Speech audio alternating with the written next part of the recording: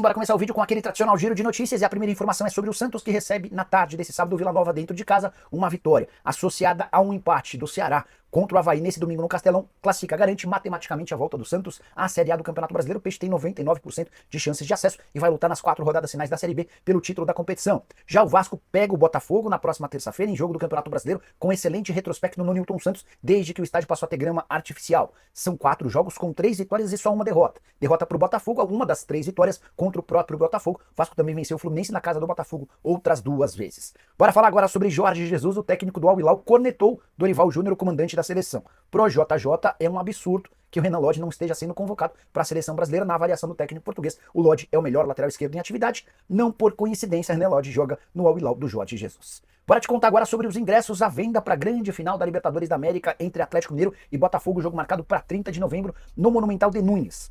Nessa sexta-feira que passou, a Conmebol passou a comercializar os ingressos para as categorias 1 e 2. Categorias para espaços no estádio onde as torcidas serão mistas, não há divisão de torcedores, e cujos ingressos também são mais caros. Você pode adquirir para a categoria 1 ingressos de R$ 1.980 a R$ 2.260. Já a categoria 2 tem ingressos de R$ 990. Os ingressos estão sendo vendidos no site tickets, no plural, .conmebol.com. Importante lembrar que os ingressos destinados a torcedores do Botafogo e do Atlético começam a ser vendidos na próxima semana sob responsabilidade dos clubes e devem custar de R$ 352 a R$ 990.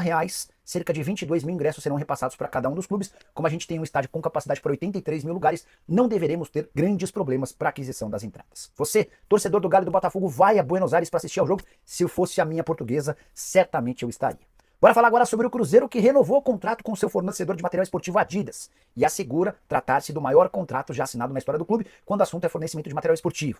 Nessa sexta-feira, o Cruzeiro anunciou a extensão do vínculo com a Adidas, que terminaria em 2025 para 2030. Os valores não foram revelados, mas há a garantia de que o Cruzeiro fez um grande negócio. É bem verdade que o contrato que estava em vigência não era dos melhores. O Cruzeiro tinha direito a um pequeno percentual, um valor muito baixo, fixo por temporada. Todo o restante atrelado a número de vendas, royalties. Cada camisa vendida do Cruzeiro, cada produto vendido do Cruzeiro tinha um percentual destinado à Raposa e esse percentual ia aumentando de acordo com o volume de vendas. Se o Cruzeiro atingisse, por exemplo, 5 milhões de reais com vendas, os 25% de royalties passariam para 28%. Se o valor ultrapassasse 8 milhões de reais por temporada em vendas, esse percentual chegaria a 32% e por aí vai. Ainda estou em busca de mais detalhes sobre esse contrato. O que dá para dizer é que a Adidas seguirá fornecendo material esportivo para o Cruzeiro até 2030, time profissional, categoria de base e também futebol feminino, parceria que havia começado em 2020. Bora falar agora sobre o irmão de Lucas Paquetá, jogador do West Ham, que se envolveu numa confusão. Ele chegou a ser preso nessa sexta-feira e horas depois solto. Tudo porque o Matheus Paquetá, como é chamado o irmão do Lucas Paquetá, que já foi jogador, chegou a atuar na Tombense em 2022 e nesse momento atua apenas naqueles campeonatos de X1, 1 contra 1. Ele foi localizado como alguém que estava com o carro roubado do Hugo, lateral esquerdo do Botafogo. A treta começa na quinta-feira. O Hugo, jogador do Botafogo, teve seu carro roubado e horas mais tarde, assaltantes tentavam extorquir 60 mil reais do Hugo. Nessa sexta-feira, a polícia localizou o carro do Hugo em um condomínio na Barra da Tijuca. Quando eles foram cruzar a entrada desse carro no condomínio, perceberam que o carro estava no apartamento onde mora o Matheus Paquetá, o irmão do Lucas Paquetá. O que fizeram? Pegaram o carro e levaram o Matheus e um amigo dele que estava no apartamento para a delegacia como pessoas presas. O Matheus jurou inocência e afirmou que estava ajudando o Hugo na recuperação do carro. Essa informação, essa declaração foi confirmada pelo Hugo. Desde quinta-feira à noite, o Matheus, por conhecer pessoas que poderiam ter roubado o carro, passou a trabalhar para a recuperação do veículo. Foi isso que aconteceu. Ele, inclusive, foi solto na noite dessa sexta-feira. O Hugo prestou depoimento e a polícia vai seguir investigando em busca dos assaltantes e também das pessoas que tentaram extorquir 60 mil reais do lateral esquerdo. Só para lembrar, Lucas Paquetá, o irmão famoso da família, é alvo de uma investigação feita na Inglaterra que pode até bani-lo do futebol, tudo por conta de uma suposta participação em esquema de apostas esportivas. Hora de falar sobre o Palmeiras, que enfrenta o Corinthians na segunda-feira. Derby super importante na Neoquímica Arena. O Palmeiras lutando pelo título do Campeonato Nacional e o Corinthians lutando para deixar de vez a zona do rebaixamento. Mas há um tabu nesse clássico.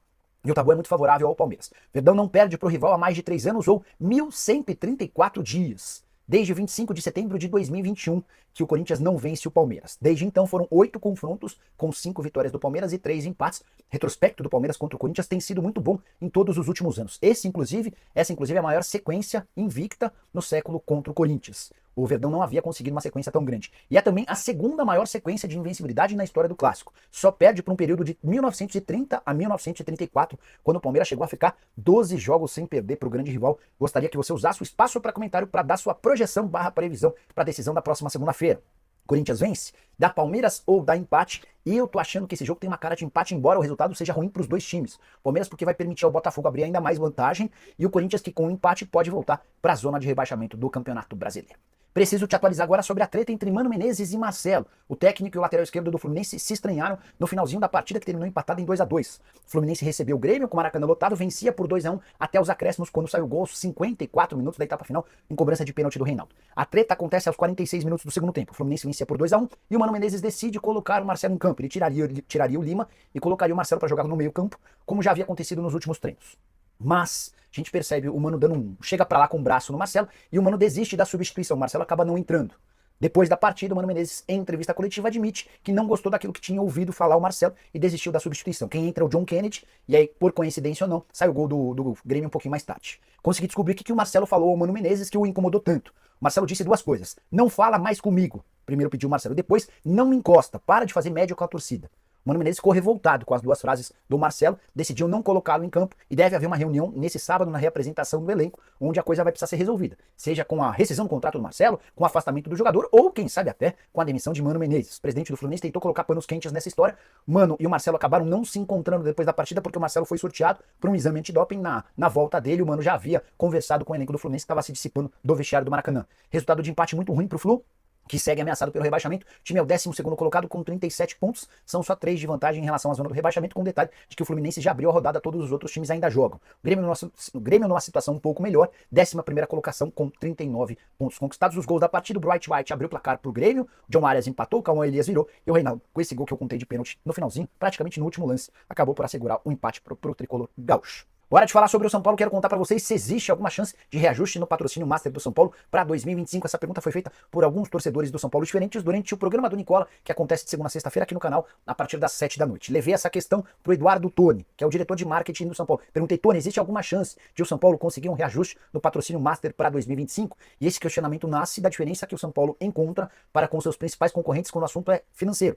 O São Paulo hoje tem 52 milhões de reais por temporada fixos no acordo com a Superbet. O Flamengo tem 105 milhões da PixBet e terá um reajuste para 115 milhões no ano que vem. O Corinthians conseguiu fechar com a Esportes da Sorte por 103 milhões de reais por ano. E o Palmeiras discute com a Sporting Bet um contrato de no mínimo 100 milhões de reais por ano. Ou seja, o São Paulo tem um contrato que equivale a metade, ou até menos da metade do que os seus principais concorrentes. O Eduardo Toni assegurou que não existe nenhuma negociação para reajuste do contrato com a Superbet. O tricolor entende que não tem como reajustar um valor que havia sido combinado recentemente. O contrato com a patrocinadora Master do São Paulo só termina em 2026. O que o São Paulo alega é que esses 52 milhões de reais podem se transformar em 75 milhões com metas estabelecidas no contrato. Todas as metas atreladas à performance do time.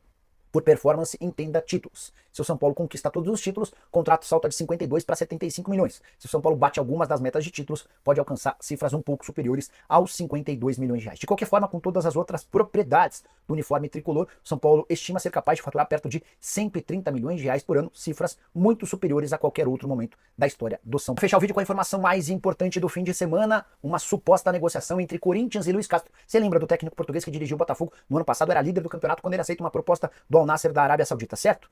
Ele caiu, foi demitido do Al Nassr algumas semanas atrás e está desempregado. A primeira informação que surge nessa sexta-feira é de que Luis Castro foi sugerido, oferecido ao Corinthians. Confesso que achei estranho. Luis Castro tem um tamanho tal que não lhe permite ou não necessita que ele seja sugerido ou oferecido. De qualquer forma, a notícia era de que Corinthians e Luis Castro negociavam um acordo para 2025, mas que diante do mau momento do Corinthians, eliminado nas semifinais da Copa do Brasil e da Sul-Americana, o Corinthians tentaria convencer o Luis Castro a assumir o time agora, depois da partida da próxima segunda-feira contra o Palmeiras, derby super importante para o técnico Ramon Dias.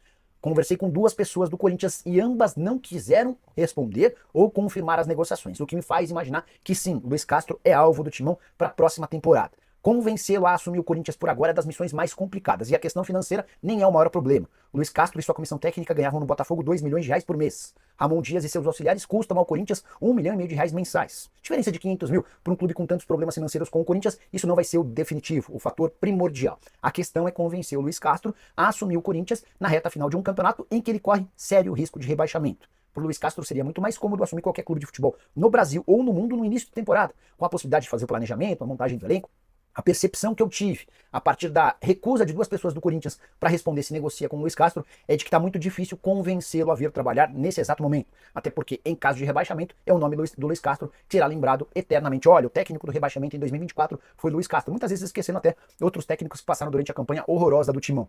Não existe otimismo no Corinthians em relação a um acerto com o Luiz Castro, mas ele é um alvo preferencial para a próxima temporada. Se o São Paulo... Se o Corinthians conseguir a permanência para a Série A, tratativas ficariam menos complexas. Nicolau, mas se o Corinthians perder para o Palmeiras na segunda-feira, Ramon Dias será demitido, essa é uma possibilidade real. Mas Fabinho Soldado e Augusto Melo preferem ter um outro técnico já escolhido e até acertado para essa eventualidade, para que o Corinthians possa ter, nas últimas partidas do Campeonato Brasileiro, alguém à altura do atual elenco. Quero que você use o espaço para comentário. Primeiro para dizer o que você pensa a respeito do nome do Luiz Castro. Depois sobre a situação de Ramon Dias. Já comenta aí tudo o que você pensa, só não esquece de deixar like, de se inscrever no canal. A gente se encontra mais tarde com outras notícias.